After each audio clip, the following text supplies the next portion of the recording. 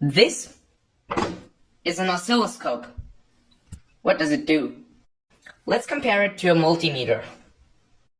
With this thing, you can measure resistance, diode pass-through, voltage, and current.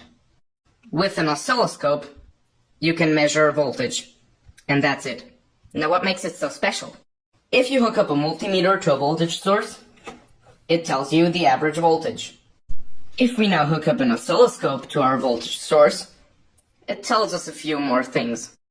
The first thing is that the waveform looks like this, with peaks at the top. It goes down and then it has a peak at the bottom. That's AC voltage. Also, someone please tell me how to zoom out farther, because doing this isn't practical. Then it tells us the peak-to-peak voltage. That's basically the voltage from the highest point to the lowest point. The voltage above the voltage ground, that's about a volt, and I don't know why, but it's probably because of the other things turned on around my house. And then the frequency, which in my case is 50 Hertz. So it doesn't just tell you what your voltage is, but it gives you a lot of information about your voltage.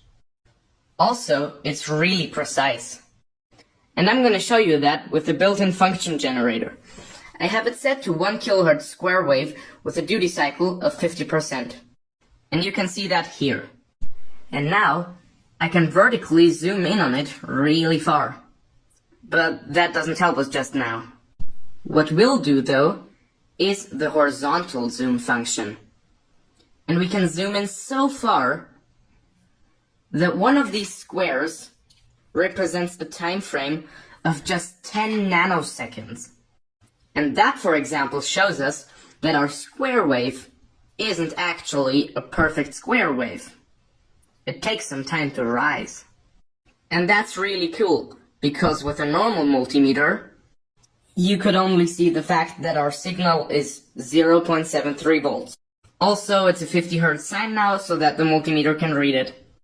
But as soon as we hook up our oscilloscope, we can see that there is much more to it than just 0.70 volts.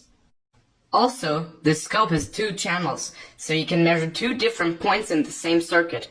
The only circumstance is, your grounds have to be connected together. So for example, on the top, you can see the clean signal straight from the function generator, and on the bottom, it's the signal after passing through a diode. And I don't know why the diode signal looks so weird. So, this is a pretty cool device.